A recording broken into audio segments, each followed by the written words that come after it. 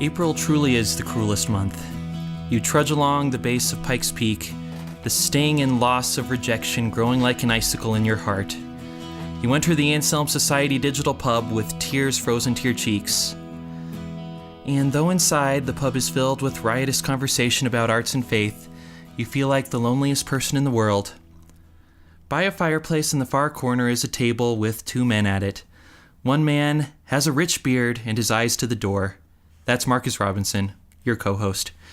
The other is weeping silently into his pint. That's me, Matt Mellema, your grieving co-host. And this is Believed to See, a podcast of the Anselm Society. Who wouldn't want to keep listening now? I mean, oh my goodness. I don't mean to oversell this, but I come bearing some great news and the worst news in the history of the podcast. Oh, wow. So, I guess I should start with the great news, right? Yeah. Okay, so let's start with the great news.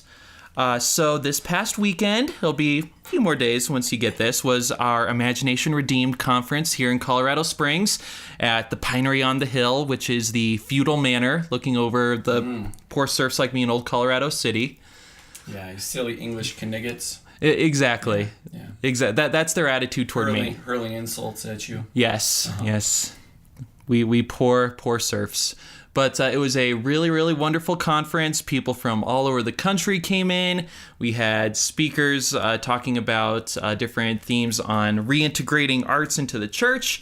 If you want to hear those in full, head over to our sister podcast over at the next table, Redeemed Imagination. They will have the complete audio from those. They're really, really, really great. I just had a fantastic time. Got to meet a whole bunch of old friends and some new friends. We actually came across some folks who came to the conference because they listened to podcasts, who knew about us from the podcast. And actually, after the conference ended, I was going up to Brian Brown to ask him a question, and he was talking to this lady. And when the lady overheard my question, she's like, "Hey, you must be Matt from the podcast." She recognized us, Marcus. Yes. So, of course, you're out there. Yes, thank you. We don't see you, but we believe in you. Thank you so much. We appreciate it. It was a really, really great thing. So thank you to everybody who came, and for those of you who wanted to come, well, there's always next year, which will also be great. So that's the great news. And now on to the sad news. I am just going to go back to crying into my pint. So, Marcus, why don't you share this sad news with us? Oh, my goodness. I got to break it to everybody? Of course I do. Yes, of course I do. Yes, this is my farewell podcast episode. So, yeah, I am pursuing some new opportunities in Portland, Oregon. And so, going to take this Anselm experience and hopefully build on it there. But it's been a wonderful time, Matt. It's been good. He says, really good. Just running toward the door. Running. I just can't even drink my pint because of all the tears in it, but whatever. I'm over it. It's like a country song. Yeah, exactly. So a few administrative notes before we go. The podcast itself is not going anywhere. I've been talking to some folks. I think we're going to have be stronger than ever. It will have a rotation of... We'll have a rotation of guest hosts. We'll host a couple episodes at a time. Maybe down the road we'll pick another permanent co-host. We have one of the great things about the conference was we had a chance to plan a lot of future episodes. We have a lot of great content. If I leave like a glass slipper behind, does that work in this context? Well, I'm going to have you on the show again as a co-host / guest. I haven't asked you about it before now, but I just thought I'd tell you. You're going to be on the show again. Oh, wow. Yes. So there's that, and also I wanted to tell you a little bit about some possible technical difficulties. So instead of this episode, there should have been another episode 49, and there may be, that we recorded with Ashley Coles, who's an Anselm author and friend of the podcast, and she's in Michigan now, so we recorded it over this long-distance app, and I did not give her the right instructions, so we've had some difficulty downloading it. We are in constant communication with all the folks who run the app. So hopefully that will mean it'll be posted. But in case it is, and you're wondering why we're having a Goodbye Marcus podcast, then we're going to have another podcast with Marcus on it. That's why. Oh, I see. So we get it. It's not just the ghost of Marcus haunting the podcast, which that could happen. I should have just left it at that. That would have been cooler. That would have been great. But anyway, so those are the administrative things. So now, because this is your parting glass. Yes. We're not drinking beer tonight anyway. We've upped it to Irish whiskey tonight. So, you hear that? to me the parting glass. Yeah. Good. I'll stop the Irish singing now. But I wanted this to be a Marcus episode. Oh, so my. This will be about 10 minutes. Oh, no. Oh. I have a lot planned. Okay, all right. So first, Marcus, I'm just rolling with it. I want to hear, we've heard bits and pieces of your story throughout, We'll okay. hear bits there, pieces there. I want to hear the full Marcus story, especially you as an artist. Oh. Let's talk about your boyhood influences, how you grew as an artist, where you're going, where your artistic journey is taking you all the way off to Portland. Yeah. So let's start boyhood. I do have some exciting things to share with that. Oh, good. So that's good. But let's start boyhood Marcus. Yeah. The portrait of the artist as a young man. It's not a pretty picture. Yeah, I would say that probably, it was, we'll see how this carries. I probably resonate with a lot of other and some artists that I know in that you feel like the misfit in your family. So all of my siblings, and they were all sportos and into other things, and I was the kid who got into comic books and drawing, and the music just became huge. I remember I have a older brother. He's 11 years older, and then my sister is 13 years older. So a decade. And so listening to AM radio at the time and hearing, that big songs like Elton John's Yellow Brick Road or Paul McCartney, Someone's Knocking at the Door, these pop songs at the time, I was just fixated on that stuff. And so that became a bit of my obsession when I was a kid. I did literally think, I'm pretty sure aliens dropped me off here.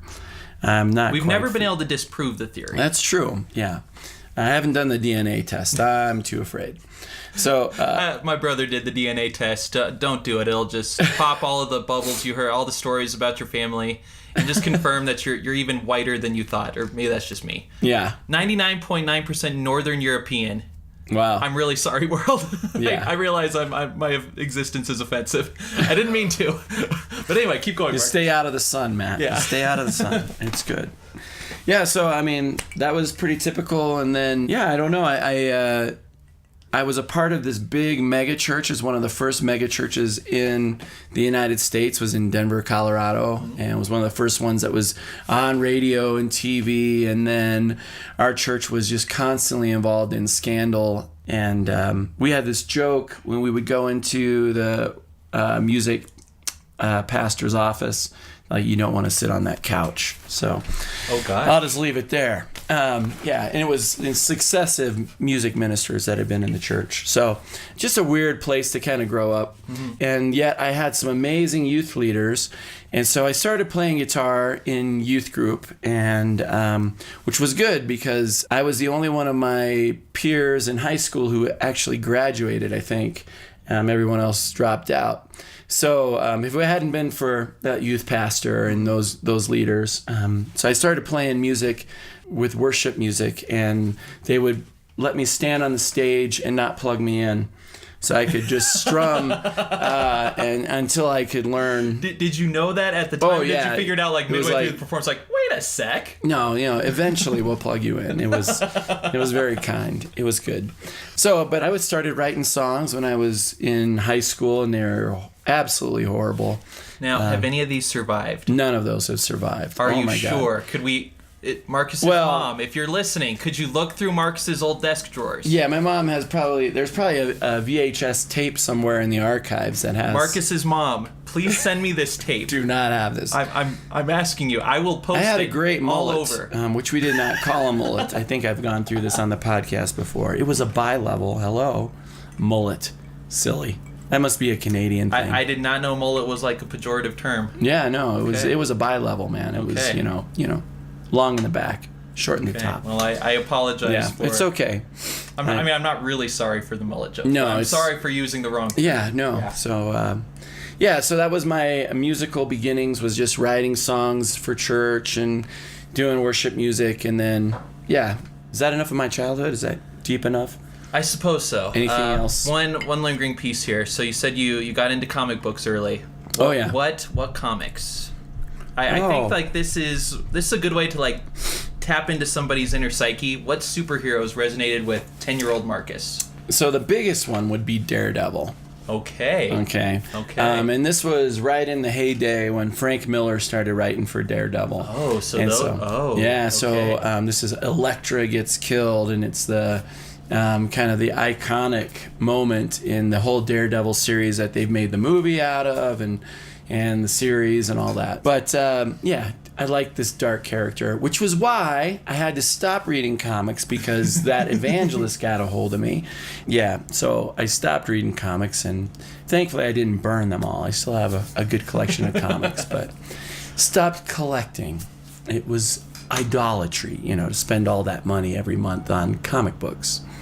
So, especially one with like he's blind and beats up criminals outside the law. Right, yeah. He's a lawyer. That can't be good either. No, he was conflicted, yeah. But he was, it definitely has gotten darker over the years. But, I always liked him, just the idea from... Okay. There were some great superhero arcs at that time, and I read far and wide in this comic book series at the time. So for me, my primary superhero influence, I wasn't really a comic book reader. Yeah. Because I was kind of intimidated to go into the shops and actually buy them. Intimidated? I don't know. Walking in there, who could be kinder than the comic book crowd? I was walking in there. There's like this comic book shop I used to go to for other non-comic reasons. It's a hero board game called Hero Clicks. Please don't look it up. Oh my. Yeah. So I'd go in there. I didn't buy the comics, but I bought the little figurines for it. But the superhero with most impact on me was Batman, the animated series from the 1990s. Have you ever seen that? Oh, it's very cool. Excellent. Yeah. It is excellent. It's cool. dark and brooding. The sky's always red. Yeah. Oh, I love that. There was this great artist I used to love, Jim Starlin, he had this series called Dreadstar. That was, nobody knows about that, but he was fantastic. Yeah. All right, so we have young Mark, we have boy Marcus covered. Now let's move on to Marcus, the young man. Nerd, for sure. Okay. There you go. Yeah. And then what's next? Where am I going next? Marcus, the young man. So we look like 18 to 23. Probably the angsty Marcus, I'm guessing. No, actually, I wasn't. No angst? I was like Mr. Leader in my youth group, convinced that I should be a pastor. And so I graduated from school at 17 and went to Bible college.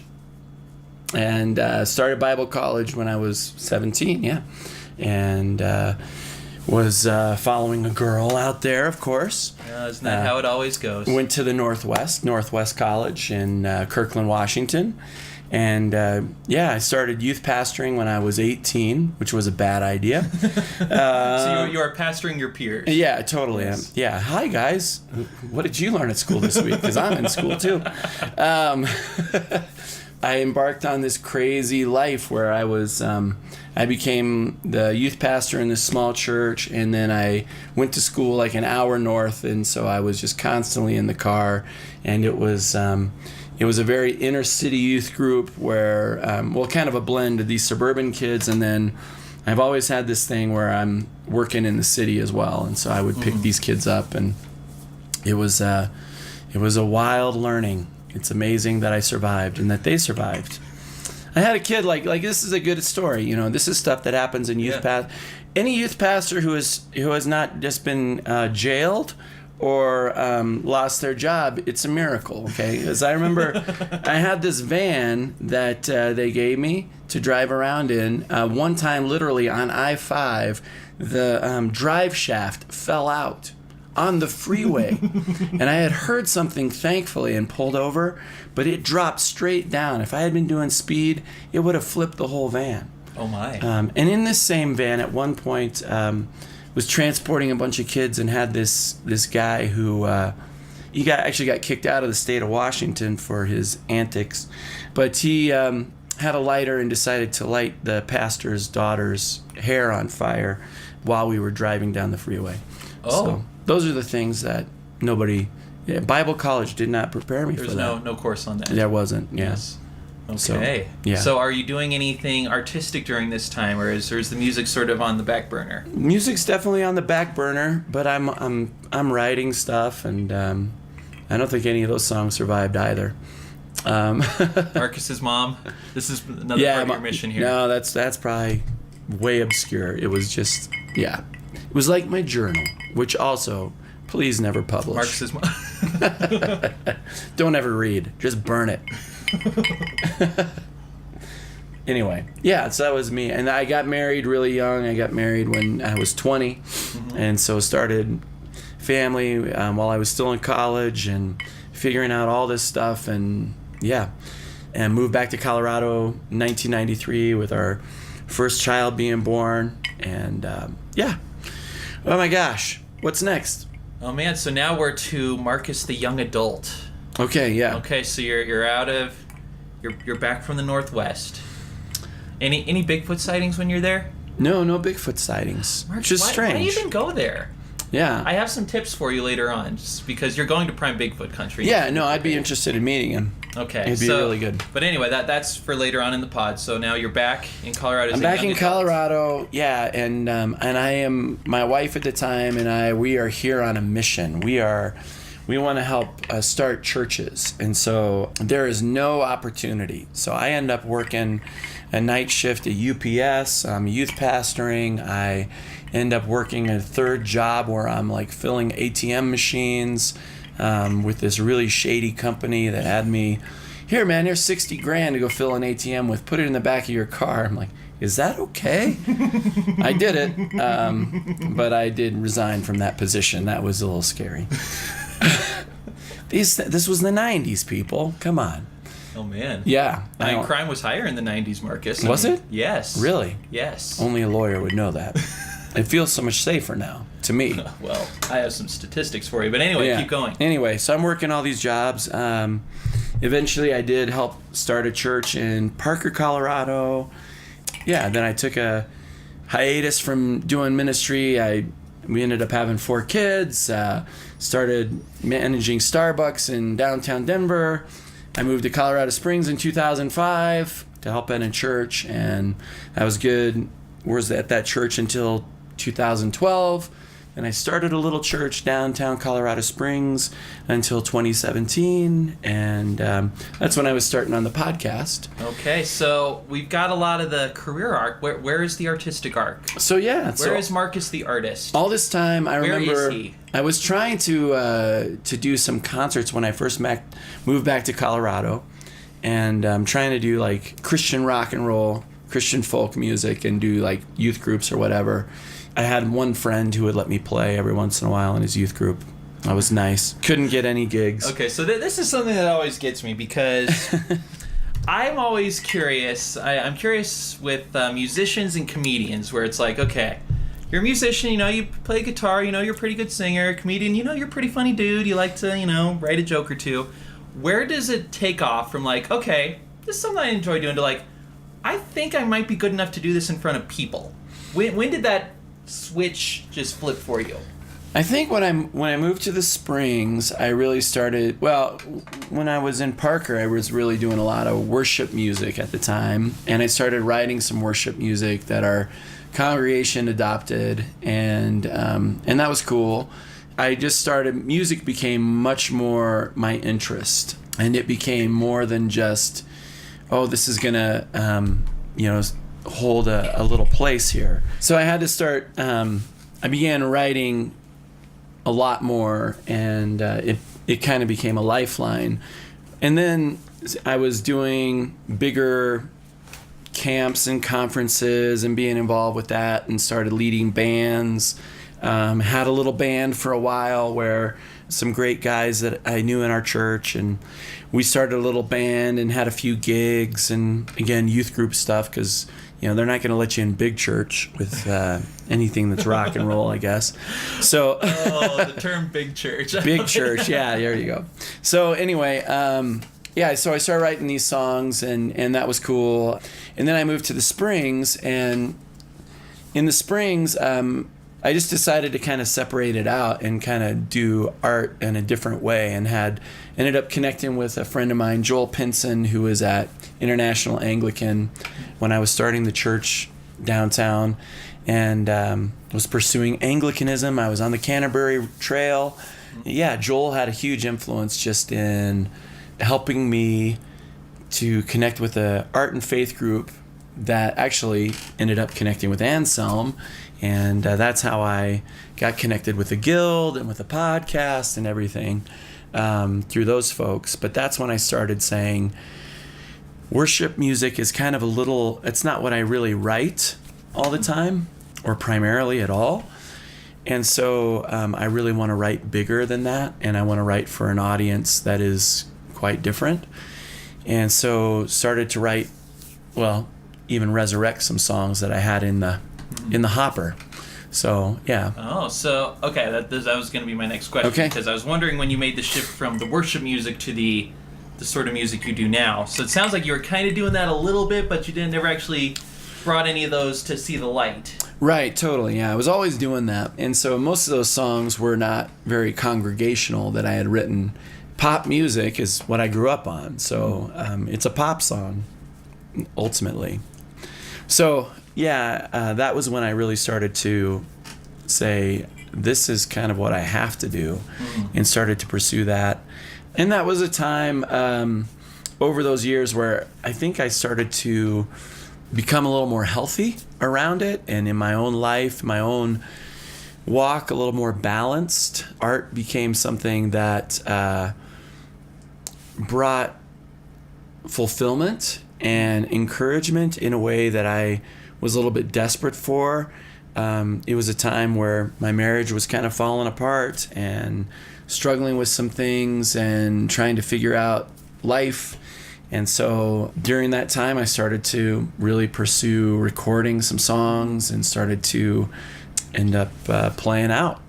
Yeah, so I'm thinking back to 10-year-old Marcus. Right. I'm going to play armchair psychologist, so Okay. feel free to beat me down here.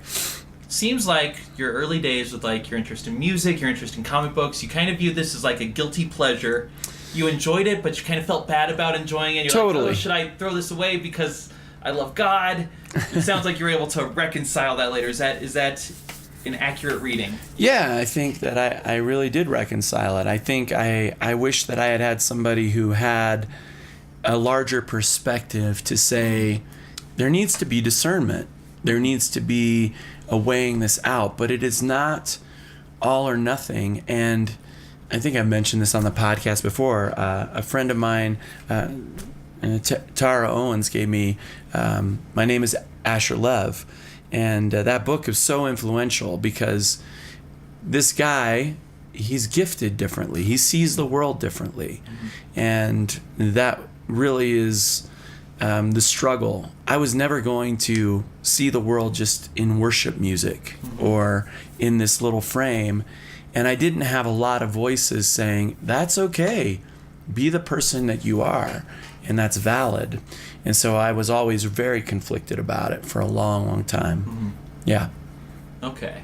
So, related question. Okay. This popped up when you were talking. You're here, so I'm going to ask it before you abandon me. I am Portland. here.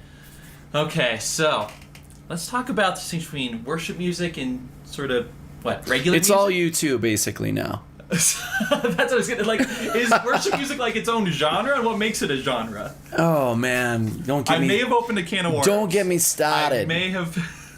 Let's close Pandora's box if we have to, but keep going. No, I think it's a big struggle in the church. I mean, I grew up as a contemporary worship leader, and it has become a genre, which is really strange for worship, and historically, I think, very problematic. And I can't stomach it anymore. Honestly, like I just go to a mainline church and hymns and liturgy are what I need because it's just, it's painful to me. It's kind of like, hey, we're going to do worship to you. And I not at all disparaging. I know the hearts of many worship leaders and pastors around that. That is not their heart at all. But it is a funkiness with what has happened with the stage. Yeah. and with the culture that we have. Yeah, I think worship music has become this struggle. Yeah. So it sounds like, I was going to ask if it's possible for you to like write a song that could sort of be worship music, but is sort of your style. But it sounds like it shouldn't be this way, but it is this way. There's like sort of this gulf between worship music and other sorts of music. I don't know. I mean, a really helpful thing is something Malcolm Guite said. Malcolm Guite is a great poet. If you don't know him, read him right away. Yeah, friend of the podcast, friend of Anselm. Hasn't been on the podcast yet, but great friend of the podcast. Yeah, Malcolm said this thing because he's a wonderful poet. That poetry is prayer, and so I believe that every song I write there is this underpinning of prayer. It is pleading with God, and that is worship. But as far as the structure of a worship song, where it tends to often be repetitive, has, I don't know, I could go into the elements and it would not be kind right now. So hey, I opened Pandora's box. Yeah, I knew what I was getting into. So the hymns help me much better. Give me the theology and then give me some space to pray. Yes, there you go. There is a bit of a gulf, but I feel like all the songs I write have this element of prayer in them, and that's underpinning it. Okay, so now let's go. I don't know if that comes through in a pub necessarily, but... Well, let's talk about it again, because like we have these sort of thresholds you cross, where it's like, first threshold, like, okay, do I think I'm good enough to like try playing in front of people? Then there's next threshold, like, okay, can I like keep doing this? And / should I go see if someone can like produce this music? Or so when did you reach this next step? So I started going to the Glen Conference. Again, Joel helped me. And so I ended up going to the Glen Conference and working with Over the Rhine in their songwriting workshop. Oh. And my wife's a big fan of Over the Rhine. Oh, yes. Wow, cool. So that's I think so. That sounds right. Anyway, keep going. Danielle, we'll have to confirm. Sounds like the sort of music she'd like. Yeah, they're amazing. So that songwriting workshop and then some other things really got me working on my music. Up until then, I was not a person who rewrote songs. It had to come in that moment of inspiration or forget about it. But that really helped me to work on the craft of songwriting and to focus on that, and then performing them out and taking them out to people who weren't always kind, and could care less about my songs. They just wanted, they wanted me to do a Beatles song or... Freebird! Yeah, that's totally it. And I was trying to weave in something else. That really shaped me. And so those experiences kind of brought it around to, I love this, and I want to write songs that resonate with people on some level. Okay. And so, yeah, that was the place. Okay. So I still haven't done like a professionally... I have a little EP out there if you want to search Spotify, or... Yeah, I'm out there under Merlin, Mearlan. That is... My actual middle name is Erlin with my first initial. So... Wait, your actual middle name is Erlin? Yeah. Okay. Yeah. You had to do something with that. So, yeah. All right. Now, did your parents realize at the time that they're giving you the name M. Erlin? Oh no. Yeah, no. It was just my grandpa was Earl. So, yeah. Okay. Yeah. Well, call that a happy accident. Yep. Now, have you thought about doing the thing, because in that thing you do where they try to go wonder spelled O-N-E. Oh, the Oneaters. The Oneaters. Yeah, like, right, yeah. Wonders. Have you thought about going just, I'm Merlin, like King Arthur's Merlin? That's how I am, yeah. No, that's how I play out around the Springs. Okay. I am wrestling with whether I should continue that going to Portland or if this is a time to change. But it's served me well here. I had some guy, I was walking out of the Wild Goose in the Springs, and this guy was driving in his car and went, "Hey, Merlin!" I was like, my buddy was with me and going, "Dude, you're famous." I made it! I didn't Mission accomplished! Yeah, it was fantastic. Okay, so now that brings us to today. So you're going off to Portland. Yeah. Where do you see your music going? What are your next steps?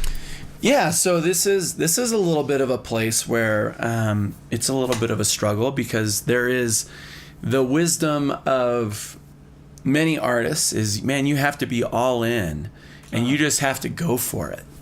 I think those guys are kind of weirdos, but anyway, keep going. I don't know. There's some wisdom. I think that may work if you're 25 and you don't have obligations. Yeah. I am not that. I am 49 and I have obligations, and so I need some benefits, and that is not going to come by just hitting the road. So I'm going to work, and I will, work to, in addition to a day job, I'll develop a following and hope to come back to Colorado and play some of the places that I have cultivated that. Mm-hmm. But that has been, I think for me, we'll just kind of see how it develops. Looking to connect with other artists. And I believe that most of the opportunities in life happen through relationship. That's how it's worked for me. So cultivate that there. I do have a great opportunity. So this, if Danielle is a fan of Over the Rhine, so Over the Rhine, Anselm was actually kind enough when I resigned from being the guild director. They were offering to send me to different retreats or something like that, and I said, well, what I would really love is a ticket to go to Over the Rhine's Nowhere Else Festival on Memorial Day weekend, and that is at their farm in Ohio. So Anselm have a farm in Ohio. Oh, that's where they live. That is on brand. Yes, keep going. Well, Over the Rhine is this little neighborhood in Cincinnati, I guess, and that's where they got their name. So they graciously bought me a VIP ticket to go, which is wonderful, and I've been able to cobble together the rest of my trip, and I just recently got an email that I get to play on the songwriting stage there. Well, there we go. So that's a cool thing, which means I will probably be discovered, and that's probably not going to happen, but I mean... Hey, I was nodding along. I was like, there you go, all right. I think so. I mean, that's the thing about singer-songwriters and Americana, that music. There is... you're going to be working hard. Over the Rhine's been doing it for 25 plus years, and they're still working hard to figure it out. So I've got some perspective about that. But ultimately, I would love to be a working songwriter. Okay, and not to mention your frequent guest appearance is on the Believe to See podcast, too. You'll have to put that into there. I keep meaning to talk to you about my stipend. Oh, you laugh. As soon as our first sponsorship deal comes through, yeah. Okay, well, that was... There you go. There's my life story. Or as I like to call it, By Merlin's Beard. Oh, God bless you if you're still awake.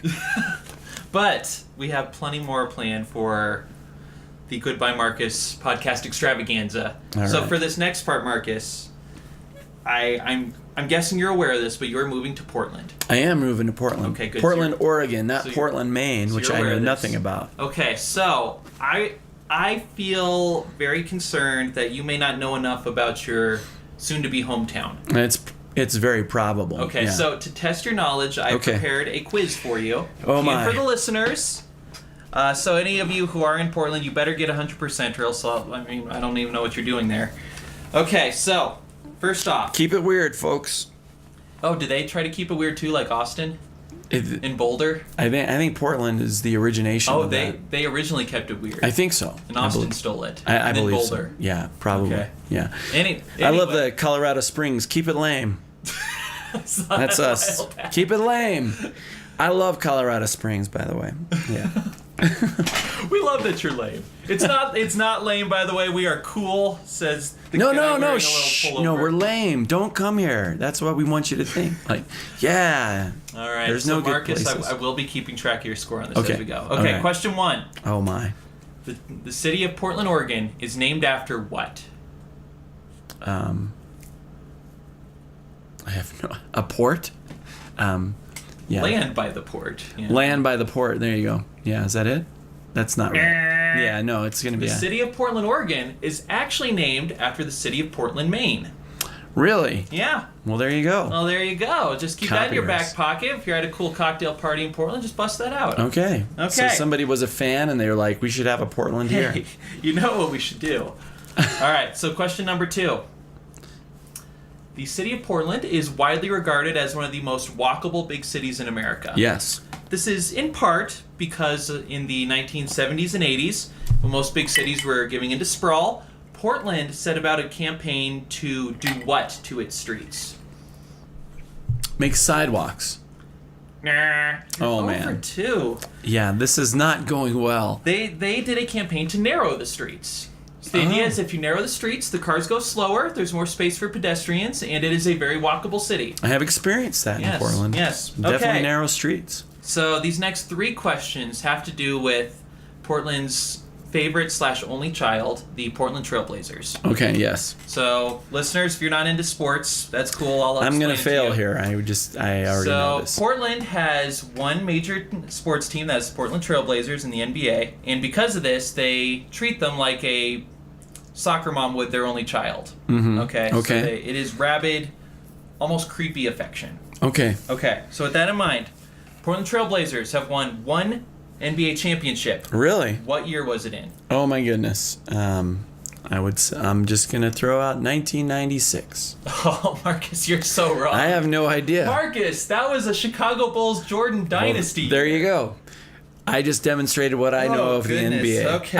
I do know Michael Jordan. I'm really sorry I didn't get to you sooner. Vaguely. Yeah, Yeah. so their one championship was in 1977. Oh. You may not, people don't know this, but before his knees went weird and the pot got to him, Bill Walton was one of the greatest centers of all time. He led the Trailblazers to the title in 1977.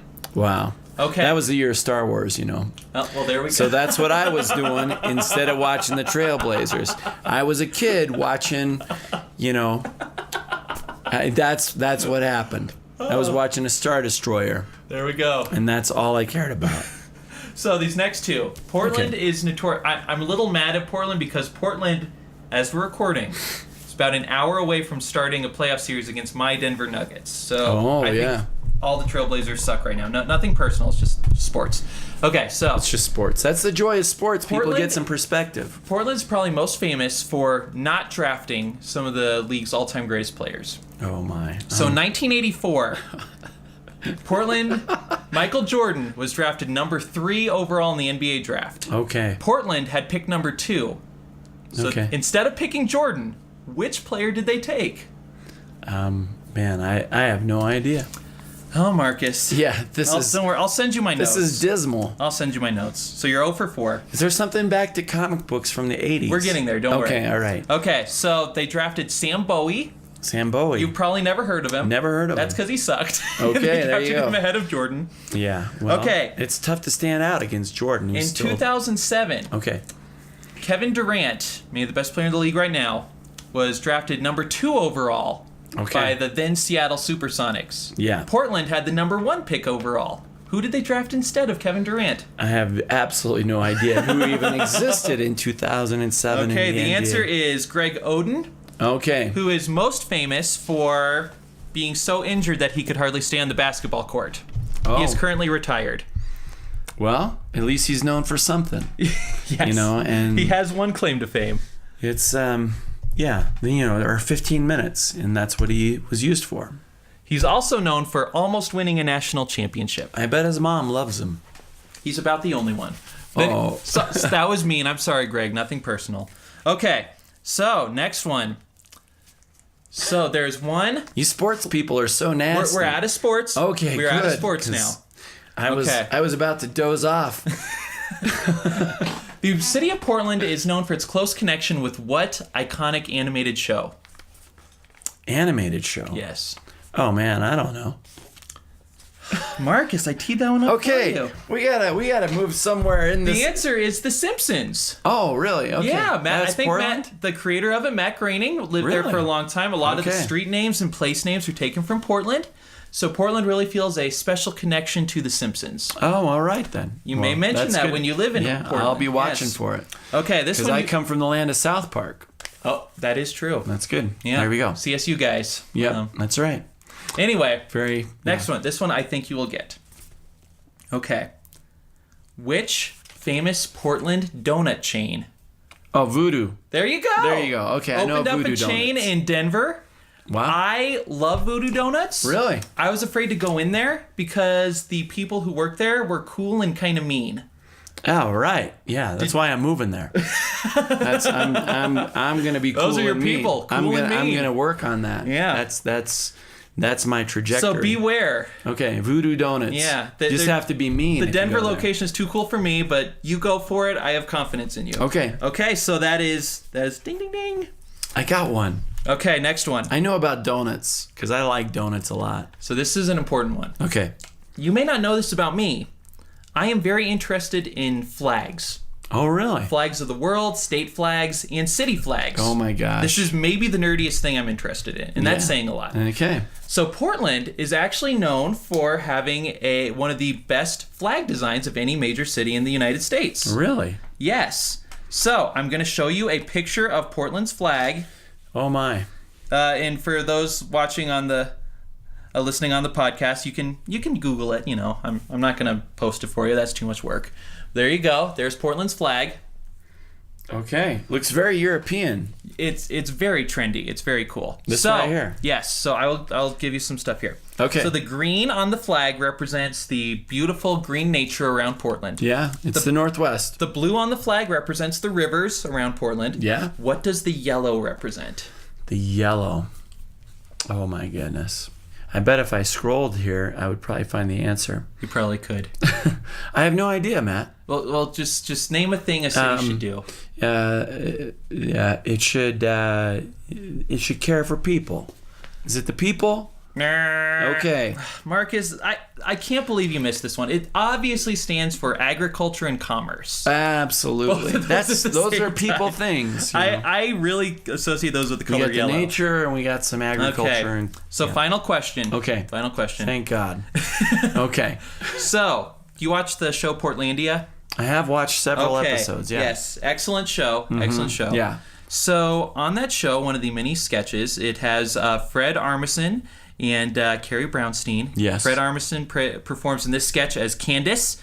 Carrie Brownstein is Tony, and they're the owners of a feminist bookshop in Portland. Okay, I've seen the sketch. Yes. See if I so can in remember. 2016, the actual feminist bookshop in Portland, where they filmed on location, withdrew permission to film there. Oh. What was their reasoning for withdrawing permission for Portlandia? Oh my goodness. I have no idea. But this is fascinating. Yeah. Okay. I'll give you a hint. Yeah. It's very on brand. Yeah. It was because there would be a man playing a woman. They did bring that up, so I'm going to give you partial credit for that. Okay, all so right. you get partial credit. But the stated reason, partial. the stated reason is that the bookshop had political posters around the bookshop, and the show wanted to put them down for the sketch. Yeah, you can't and do they that. refused. Yeah, you will can't not do take down my political posters that have no meaning to the people there. That's exactly So because of that, they withdrew permission, which I think is so Stick it great. to the man. Is so great. Okay. All right. So you ended up 1.5 out of 9. So Yeah, that sounds about like my life. Okay. Thanks, man. I feel very affirmed. I will give you some assigned reading to Okay. make sure you fit in. So don't worry. I have only your best interest at heart. I wonder the people of Portland if they know this. Like, how many people in Colorado Springs know about the flag? Well, they should. I know about our flag. You do? I did a lot of research on Well, it. but you just I was actually proclaimed this is- developing my own design to replace it with something else. Oh my. This is how I spend my time. But anyway. So, I hope there are some normal people up there. Looking forward to that. all right. So for this next one, I'm very excited about this one. Okay, all right. And for this one, let me take you back to this weekend and the Imagination Redeemed conference. Okay. A lot of great speakers there, a lot of great sessions. One of my favorite sessions was by Lanier Ivester. Mm-hmm. And she's really great writer. She has a really great blog. You should check it out. And she gave a session on sonnets and sonnet writing. So we learned about the basics of sonnets, different forms, and wrote some sonnets as a group. Very great experience. Like I say, you should come to the next Imagination Redeemed conference. So that inspired me to write a sonnet. Oh my. The title of the sonnet Are you going to read me you wrote a sonnet about me? I did. Oh man, Well, this is wonderful. Let me be more specific. I wrote a sonnet to your beard. So, Brilliant. let me give a few qualifiers here. I wrote it this afternoon, and not sure if y'all know this. Sonnets are kind of hard to write. It's harder than I thought. But I mostly stayed to the rules. It's a very strict So- rules for the sonnet. Yeah. So it's broken into 14 lines. The first 8 present a problem. The last 6 present a solution. And I'm not gonna show all my work here, but I feel like I did that So remember, the topic of this is To Marcus's Beard. If anyone knows a good calligrapher, I would love to have this written up, and I'll hang it right on my wall. That's a great idea. It's a great idea. He may be telling that as a joke. I'm very serious. We should do this. Okay. A sonnet entitled To Marcus's Beard. Oh, no sound effects. Okay. Well, I mean, okay. You beard of Marcus, fiery locks, a crimson cloud of hair. Why do you beard so well, you beard? Your vines like auburn kudzu? Like Samson, could you be the source of Merlin's strength anew? Does some ancestral memory, a Viking in the family tree, live on in you, O beard? Do you warm his face on wintry hiking? Your span an icicle of sweat and tears? Or maybe why, here serves no point, a lap round hamster's wheels. Lacking answers is not to lack, if magic's at the core. This beard, perhaps, is born of wonders, which reason cannot track. And so, beard on, O beard, in sparkling mystery. Beard on, O beard, beard on. Beard on, in simply be. There you go. Hallelujah. Man, that was glorious. So like I said, if any calligraphers want to do this, I'll send it to Marcus, and then I'll call him a few months later awkwardly send that like, to me. so you have that on your wall, right? Yeah, It's not in your I attic. will. I'll post it. Man. Okay. Who else has such a thing? That's momentous. I'd like to thank Linear Ivester. I'm not sure she thought her sonnet writing workshop would be put to that sort of use, but whatever. Probably one of the most practical sonnets ever written, I think, because that is the purpose of sonnets, is to be practical. There you go. All right, so we're sadly winding down. So for this, I thought I'd give you some recommendations, which we sometimes do here. Thought I'd open the floor to like your final recommendations for the group. What sort of books, movies, music, whatever would you like to leave the pub table with before Portland? Wow. Yeah. I mean, I should have really thought this through a lot more, is what I feel right now. But I do have a few that I would really recommend. Okay. So all time, Van Morrison right now. Van Morrison is a huge influence. Van Morrison is actually, he's playing, I think, in Chicago, like 2 dates, this month. And then he's playing like the New Orleans Jazz Fest. He just added some dates in California. But his newest record, The Prophet Speaks, is great. But my all-time favorite Van Morrison album is The Healing Game, which I'm excited. They just released a deluxe version of it that has outtakes. And so Van Morrison, The Healing Game, fantastic. And then I would recommend the new Over the Rhine. Love and Revelation is a great album.